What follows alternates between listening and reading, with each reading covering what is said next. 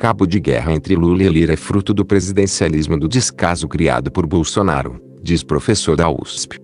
Ao menos em parte, o impasse em que, nesta semana, se viram mergulhados o governo do presidente Luiz Inácio Lula da Silva, PT, e a Câmara dos Deputados comandada por Arthur Lira, PPAO, com o executivo ameaçado de desconfiguração por uma derrota de votação de medida provisória no Legislativo, começou há mais de uma década, ainda no primeiro governo de Dilma Rousseff, PT.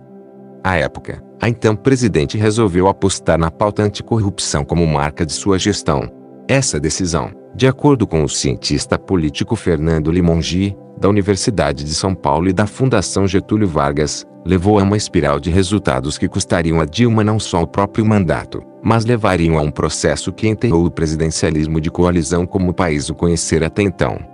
Em seu lugar, veio ao que Limongi batiza de presidencialismo do descaso, fundado por Jair Bolsonaro, PL, que teria legado à Câmara, e particularmente à Lira, a administração de recursos que historicamente cabiam ao Executivo. Com isso, estabeleceu um cabo de guerra entre Lira, que tenta preservar o protagonismo da era Bolsonaro, e Lula, que quer retomar o poder que experimentou nos 2 primeiros mandatos.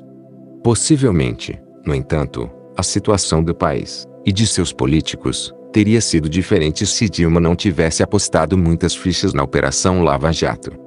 No primeiro mandato, embora fosse popular, Dilma buscava uma assinatura política própria e, em oposição ao PT, cujos quadros históricos enfrentavam o julgamento do mensalão no Supremo Tribunal Federal, apostou no saneamento dos focos de corrupção da Petrobras como legado. Ex-ministra de Minas e Energia, Dilma via na petroleira a chave para seu programa de reindustrialização do Brasil, que seria financiado a partir do lucro obtido pela exploração do pré-sal. A empresa, porém, coalhada de indicações políticas, patinava em entregar os resultados que a presidente esperava. Foi por isso que, na interpretação de Limongi, Dilma alimentou a Operação Lava Jato, uma criatura da qual ela perdeu o controle, que se voltou contra a própria presidente e seu padrinho, Lula, e que foi central para que ela também perdesse a base parlamentar sólida de que dispunha no Congresso, herdada do antecessor. Ao investir no combate à corrupção, Dilma criou as condições necessárias para o seu próprio impeachment, argumenta Limongi, em seu recém-lançado Operação Impeachment, Dilma Rousseff e o Brasil da Lava Jato, editora Todavia. Para salvar a embarcação, o sistema político resolveu lançar a carga, Dilma, ao mar, diz Limongi. Usando centenas de reportagens dos jornais Folha de São Paulo, O Estado de São Paulo, O Globo e Valor Econômico, Limongi reconstrói a história dos anos entre o começo do primeiro mandato de Dilma até o desfecho do impedimento da então presidente. Ele tenta demonstrar que não foram a crise econômica, as pedaladas fiscais, os protestos de 2013 ou a queda de popularidade os fatores determinantes para a derrubada da presidente. E que as repercussões de suas apostas e de sua saída, em agosto de 2016, ainda não deixaram de se desdobrar. Leia a seguir os principais trechos da entrevista, concedida por videochamada e editada por concisão e clareza. BBC News Brasil. O PT diz que Dilma sofreu um golpe, interpretação que parte da ciência política tem chancelado. O senhor diz que impeachments não são golpe. O impeachment de Dilma é um golpe ou não? Fernando Limongi, do ponto de vista de uma definição clássica de golpe, não é golpe, é impeachment. Impeachment está previsto na Constituição. É um recurso de última instância que deve ser usado em casos excepcionais, e o caso contra Dilma não era um que pedisse isso. Tanto que, é interessante notar, eu não faço menção no livro, em nenhum momento, a justificativa dada para fazer o impeachment, que são as pedaladas fiscais. Porque não foram as pedaladas que levaram ao impeachment. E quem defende que precisava ter o impeachment justifica buscando questões de políticas públicas, má gestão da economia ou coisa desse tipo. Mas isso não pode ser motivo de impedimento. E além do que, você obtém essas correções por outros meios muito menos traumáticos. Então não é um golpe, mas é um processo traumático e desnecessário. BBC News Brasil. O senhor argumenta no livro que o PSDB estaria disposto a radicalizar, a um golpe. Limongi, não é um golpe, mas é ali, e na margem. E o PSDB está disposto, naquele momento, a ir às últimas consequências para tirar o PT do poder, e puxando a corda ao limite, ou mesmo ultrapassando o limite, como quando vai ao TSE, questionar a lisura das urnas após a derrota em 2014. No segundo mandato de Dilma, o PSDB vai jogando o tempo inteiro com duas alternativas, o impeachment e a cassação da chapa, Dilma Temer. Então o PSDB, de uma forma ou de outra, quer abreviar o mandato e antecipar a alternância no poder, está desrespeitando as regras democráticas. Mas meu argumento é que o PSDB, mesmo sendo extremado, radical, inconsequente e irresponsável, ele seria incapaz de derrubar a Dilma sozinho. O PSDB não tinha força para tanto, não tinha os votos para tanto. A oposição não derruba, não é capaz de fazer um impeachment. Era preciso um outro elemento aqui para explicar o que aconteceu. BBC News Brasil. E esse outro elemento foi o rompimento entre Dilma e sua base parlamentar por causa da prioridade que ela deu à pauta anticorrupção. Limongi, é isso. Ela faz do combate à corrupção uma das suas bandeiras. É uma tentativa dela de liderar esse processo, mas ela perde o controle, o gênio sai da garrafa. Ela monta e insufla a Lava Jato, deixa a Lava Jato se constituir. No período, ela propõe a lei da delação premiada e outros recursos que foram usados pela Lava Jato, percebendo que essa é uma agenda importante para a sociedade brasileira, que está mobilizando a sociedade brasileira, porque teve o julgamento do Mensalão, em 2012, teve as manifestações populares de 2013, então essa questão está posta. E é uma batata quente que o PT e sua coalizão estão fazendo de conta que não existe, querem pôr debaixo do tapete. E a Dilma decide que não. E eu acho que não era um plano originalmente dela. É uma briga que ela tem com algumas pessoas dentro do PT em relação a uma política específica, que é a Petrobras e como fazer a Petrobras funcionar. Quando ela tenta fazer a Petrobras funcionar, ela põe a mão no vespeiro, briga com gente graúda dentro do PT, briga com a Construindo um Novo Brasil, que é a tendência mais forte do PT, que tinha mantido Sérgio Gabrielli como presidente da Petrobras por todo aquele período.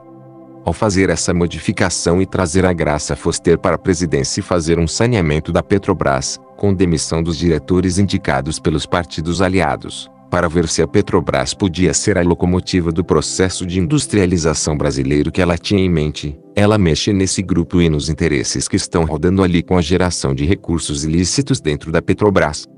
E aí ela faz disso a sua bandeira política, ou tenta fazer, para se contrapor a esse grupo. E esse conflito vai se estender no tempo. A ruptura para valer com o PMDB e com, então presidente da Câmara, Eduardo Cunha se dá só, mais tarde, quando Cunha é denunciado pela Lava Jato e passa a ser processado ou citado no Supremo Tribunal Federal. Aí o Cunha passa para a oposição e começa a liderar o processo de impeachment da presidente Dilma. BBC News Brasil. O PSDB surge no processo de redemocratização do Brasil e é o segundo partido com maior sucesso eleitoral na presidência na democracia. Porque, de repente, decide romper com as regras do jogo democrático. Limongi, é muito difícil de entender. A única explicação que eu tenho, e que eu sugiro no livro, é que o atual deputado federal, Aécio Neves, está, em verdade, inebriado com o sucesso final, em 2014. Depois de ter passado a campanha toda lá embaixo, nas intenções de voto para a presidência, ele chega quase a desistir em favor da Marina Silva, e a sair como derrotado e de repente dá um sprint fabuloso. Aécio teve 8 pontos percentuais nas urnas a mais do que indicavam as pesquisas da véspera e foi ao segundo turno. Ali criou um sonho na cabeça dele: se a campanha tivesse mais 2, 3 dias, eu teria ganho. Isso é um equívoco digno de político inexperiente. Porque sempre no final da campanha há algum rearranjo, pode acontecer um sprint assim. E teve um certo movimento de rua ali. No final da campanha dele, gente que tinha ido às ruas em 2013, como vem pra rua, o MBL, esse pessoal também vai para a rua no segundo turno de 2014 e dá esse caráter, digamos, de movimento social, a campanha do PSDB no final. Então o PSDB vive um sonho de que o partido poderia se transformar num partido de massa e que poderia combater e vencer o PT nas ruas e vencer o PT nas ruas. Tem vários projetos que são ali acalentados. O José Serra delira de formar umas caravanas, e de fazer vídeos com o Fernando Henrique. Estavam delirando, como mostra aquela frase do Antônio Embaçaí, um líder baiano do PSDB, que fala: é como se a gente tivesse ganho a Copa do Mundo e tivesse entrando no estádio. Então é assim, os caras perderam o pé no chão de um lado. De outro lado, a quarta derrota seguida à presidência faz com que o PSDB comece a questionar suas estratégias ou que os derrotados, a direita como um todo, passe a questionar a própria liderança do PSDB sobre a direita. Então, por exemplo, o Bolsonaro já põe a cara de fora e diz: eu sou o candidato na próxima eleição. E vem com esse papo de que o PSDB é muito mole, muito parlamentar e que para vencer o PT precisa usar dos mesmos meios que o PT usa. E que o PT é um partido de gente descompromissada com a moral e que faz qualquer nota para ganhar a eleição. Então nós também precisamos fazer isso.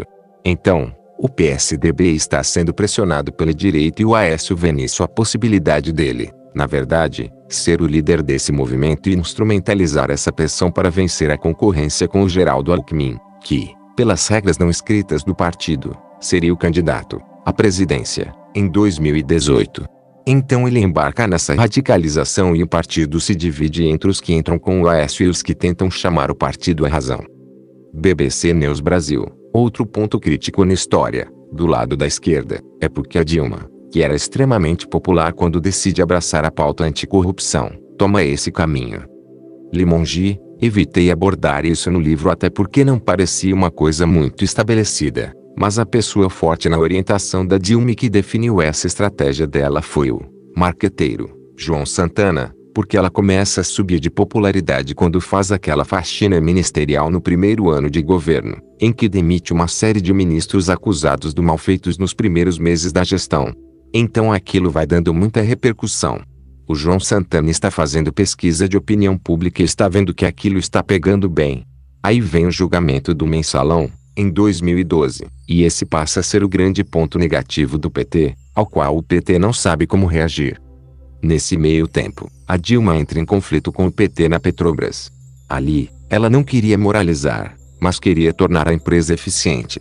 Ela percebe que os navios sonda não estão saindo, que a exploração do pré-sal não vai se concretizar, daí coloca a Graça Foster, tira os diretores políticos para tentar fazer funcionar. Mas mesmo que desse certo, seria uma medida de muito longo prazo, ela não veria resultado imediato, então ela precisava de uma marca, porque apesar da popularidade, até então ela não tinha uma bandeira. Então ela acaba adotando esse projeto, do combate à corrupção, que é um projeto tolo, é um projeto contraproducente. É uma bandeira que necessariamente vai gerar problema de popularidade e de apoio para ela. O governo não pode dizer que ele vai acabar com a corrupção porque, se há a corrupção, ela é o governo. Não adiantava a Dilma dizer que corrupção existia desde 1500. As pessoas não querem saber. No fim, ela seria a responsável final. Aí é o erro do João Santana, porque ele cria uma estratégia que não tinha como dar certo. BBC News Brasil. E historicamente não deu certo no Brasil, onde as pessoas costumam votar com base na economia. Limongi, sim, quando a Marina quase ganha a eleição, ou mesmo quando o Aécio ameaça a Dilma, o João Santana volta para a economia. Ele refaz a campanha e vai para a economia dizer que seu prato que vai ficar vazio ou você vai ficar com fome porque os outros candidatos vão fazer recessão. Retoma o mote do PT de investir na renda dos mais pobres, e assim que ele ganha a eleição, de 2014. BBC News Brasil. Durante a última campanha, em 2022, ficou evidente o mal-estar do Lula em falar de corrupção. O tema continua sendo uma ferida aberta para o PT? Limongi, eu acho que sim. A oposição foi muito hábil em construir essa imagem de que o PT é intrinsecamente corrupto, que é da natureza do PT e que o PT praticaria uma corrupção diferente, mais poderosa, porque o PT tem um projeto de poder. Mas não é diferente coisa nenhuma. Tanto que os atores são os mesmos, a Odebrecht, a JBS, a Camargo Correia financiando os dois lados, e da mesma forma, pelo mesmo tipo de relação. E é isso que vai dar lá no final, quando a Lava Jato começa a puxar a base de dados da Odebrecht e revela está todo mundo na folha de pagamento da Odebrecht, que não é só o PT, ai que dá um desespero. Aí, a classe política diz, vamos jogar a mercadoria, Dilma, ao mar para salvar a embarcação. BBC News Brasil. A gente tem ouvido ao menos desde o governo Temer que o Brasil vive uma situação de semipresidencialismo. Depois que o orçamento secreto foi adotado como prática, com a transferência do controle de grandes recursos para o legislativo no governo Bolsonaro, essa ideia ganhou força.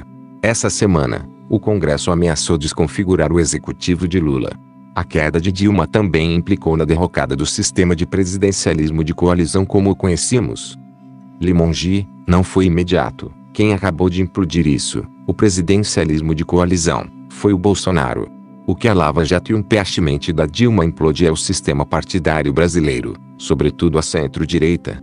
O PT consegue se reerguer com base nos seus governadores do Nordeste.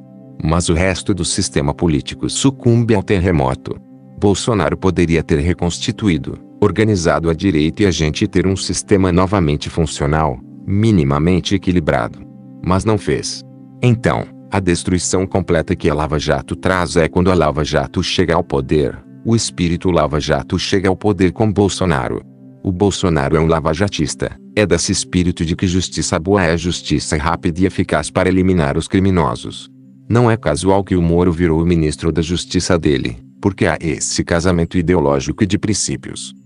Para Bolsonaro, governar nunca foi o negócio dele, nunca foi a preocupação, o norte ou o objetivo dele. E com isso ele deixa o poder de governar uma definição, do destino, dos recursos que o Estado tem nas mãos escapar do executivo ou ser puxado pelo legislativo. Era um processo que já vinha ocorrendo e Bolsonaro deixou ir ao paroxismo com o orçamento secreto, que é essa manifestação de que Bolsonaro não queria saber do orçamento. O então ministro da Fazenda Paulo Guedes também não queria saber de orçamento. Então, dizem ao Congresso, toma que o filho é seu. Vocês sabem o que fazer com isso? Façam alguma coisa. Então esse é o quadro que a gente está vivendo agora, que tem essa continuidade que foi dada pela eleição do presidente da Câmara, que permanece o mesmo do segundo biênio do Bolsonaro, quando Bolsonaro realmente completa esse presidencialismo de descaso que o caracteriza, quando passa ao Congresso a função de governar. Então, isso desequilibrou ou reequilibrou o sistema. Acho que seria exagero falar em semipresidencialismo ou coisa desse tipo. Acho que o que a gente tem é um certo conflito e uma indefinição quanto aos rumos que isso vai tomar. BBC News Brasil. A Dilma contou por muito tempo com uma base parlamentar sólida, negociada, como seus antecessores também fizeram, à base de cargos e emendas. Hoje, o governo Lula não tem essa base e parece muito difícil formá-la. O que mudou? Limongi, o sistema está mais rígido. Lula e Dilma puderam contar com uma enorme imigração partidária para montar suas bases. O PSD, por exemplo, foi criado no governo Dilma puxando deputados do DEM. O Lula tem uma migração partidária para o PP e para o PTB enorme no início do primeiro mandato. Ambos compunham a base naquele momento. Essa migração não existe mais. A reforma eleitoral de 2015 estabelece que migração partidária só pode ocorrer dentro de janela específica ou com justa causa. Os partidos que estão fora do governo se comprometeram muito fortemente com o projeto do Bolsonaro. Boa parte deles tem um governador eleito ou uma liderança estadual a qual poderiam se ligar e lançar para enfrentar Lula na eleição de 2026 ou mesmo seguir aderindo a Bolsonaro. A adesão ao governo era muito mais fácil antigamente, porque você sabia que o candidato de oposição ia ser do PSDB. Agora, você não sabe de onde vai ser. Então esses partidos estão lutando ali para ver se de repente é um deles o novo PSDB que vai liderar a oposição. E o bolsonarismo está espalhado por todos eles, pelo PL, União Brasil, PTB, PR.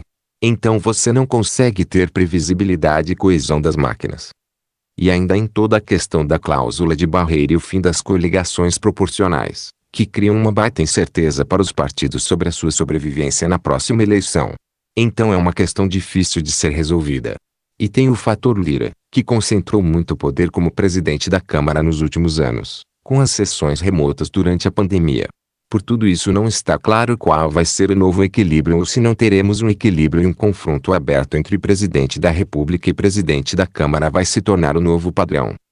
BBC News Brasil. Seu livro deixa claro que Dilma cai quando perde sua base parlamentar. Considerando que o Lula até agora sequer construiu uma base, seria ele um forte candidato ao impeachment também?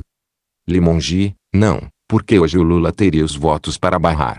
E acho também que o impeachment da Dilma foi muito traumático para que as elites políticas voltem a brincar com fogo. BBC News Brasil. A gente sabe que os operadores diretos do processo de impeachment, como o grupo de Eduardo Cunha e Michel Temer, no PMDB, e Aécio, no PSDB, Acabaram alvejados pela Lava Jato e tiveram seu poder político reduzido. Mas eu queria jogar luz na figura do Lula. Seu livro mostra o quanto de fogo amigo do PT a Dilma enfrentou. Lula fez tudo o que podia para salvar o mandato de Dilma. O senhor arriscaria pensar aqui o que teria acontecido com Lula se ele tivesse virado ministro de Dilma no auge da crise. A posse foi impedida pelo STF e pela divulgação de um grampo irregular de conversa entre Dilma e Lula. Seria ele hoje presidente? Limongi, esse contrafactual é muito difícil de ser feito. Eu acho que o Lula fez aquilo que um líder deveria ter feito ali. Ele tem um conflito com a Dilma, que se estende até agosto, setembro de 2015. O fogo amigo está rolando ali de parte a parte e não tem o bonzinho, a vítima. São os dois e suas facções que estão brigando por poder e por controle da máquina do Estado. E isso é política.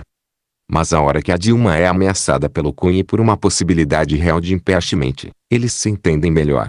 E o Lula ajuda Dilma a remontar o ministério e vencer o Cunha, quando traz o grupo do Jorge Pixiani para dentro do governo e o PT cede o Ministério da Saúde para o PMDB, que é a joia da coroa, principal ministério, com maior recurso. Então o PT, a Dilma e o Lula se entendem e fecham um acordo e a Construindo um Novo Brasil vem para o centro do governo, com o Jacques Wagner e com Ricardo Perzuini, e começam a encaminhar as coisas. Acho que esse movimento estava dando certo até a Lava Jato partir para destruir o governo. A Lava Jato parte para cima da Dilma e do Lula ao mesmo tempo. Naquele momento, a decisão do Lula é muito difícil. Ele tem duas alternativas: vir para o governo e salvar a Dilma, ou se preservar, deixar a Dilma cair, e voltar em 2018, concorrendo às eleições. Do ponto de vista do partido, se pode pensar que a melhor alternativa era preservar o seu grande líder, deixar o governo Dilma ir pro brejo e tentar recuperar o poder em 2018. Mas essa alternativa se torna inviável porque seria politicamente insustentável que Lula deixasse Dilma se afogar sem ajudar. É por isso que ele aceita entrar para o governo. Mas Lula sabe que é tarde. Aparentemente, ele tem a noção de que vai ser muito difícil salvar o governo Dilma. E pela minha reconstituição dos fatos a partir da cobertura jornalística, eu acho que, quando ele aceita ser ministro, ali já estava selado o destino do governo Dilma. O PMDB e o PSDB já tinham se entendido, e o PP também. Então o impeachment viria mesmo com o Lula. Agora, claro, de repente isso muda todo o cenário, era uma possibilidade. BBC News Brasil. Então, claro que Lula não desejava ter sido preso e tudo que se seguiu. Mas aparentemente as decisões de Sergio Moro salvaram Lula de virar ministro de um governo que seria derrubado, o preservaram politicamente. Limongi, no médio prazo, primeiro, quem salvou o Lula foi o Gilmar Mendes, ministro do STF, ao impedir que ele tomasse posse, como ministro. Aí ele não precisa dizer eu não tentei salvar a Dilma. Ele pode dizer, eu tentei, mas fui impedido. Se ele não fosse preso, teria sido o melhor dos mundos para ele. Mas a prisão acaba adiando, em 4 anos, a volta política dele. Acho que se ele tivesse assumido o ministério, mesmo que ele tivesse evitado a queda da Dilma, seria impossível que ele evitasse a crise econômica. Teria que ter um ajuste econômico, ele sabia, tanto que estava propondo que o Henrique Meirelles fosse o ministro da Fazenda. Então ele teria que assumir a crise, era um abraço de afogados. Não tinha como ele escapar. E é por isso que ele hesita tanto em assumir o ministério. Mas isso tudo é especulação nossa, porque o que acontece de verdade é que o Lula é impedido de ser ministro, acaba condenado pela Lava Jato e é preso, o que lhe deu a possibilidade de se isolar durante o governo Bolsonaro e como o PT sobrevive muito fortemente no Nordeste, usar essa base para voltar ao poder. É interessante ver que esse PT que chega ao poder tem pouco a ver com o PT que se elege em 2002. Agora, no Executivo, há lideranças com experiência de executivo no Nordeste, e não do meio sindical paulista: Rui Costa, Wellington Dias, Camilo Santana, Flávio Dino.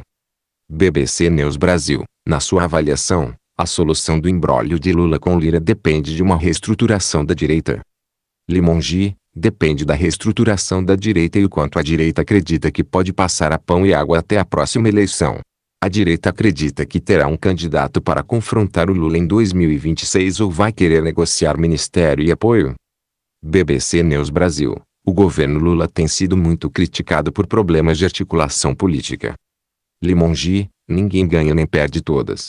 Agora, às vezes se perde não porque você é ruim, mas porque o outro é bom também. Ou porque nas condições dadas ninguém conseguiria ganhar. Então tem que entender que a situação é ruim. A gente tem um cenário em que o Bolsonaro ganhou a eleição legislativa. Essa é a verdade. A gente tem um Congresso que é de direita e que é de direita irresponsável, que é esse modelo Bolsonaro, que é o cara que quer fazer o farra, que quer botar peruca, referência ao deputado Nicolas Ferreira, que quer fazer lacração e que não tem o menor interesse no que vai acontecer com a política pública. E por isso é difícil de negociar, porque esses deputados não têm interesse de pegar um ministério e transformar o ministério em algo que vai fazer alguma coisa. Eles querem fazer o fusarca.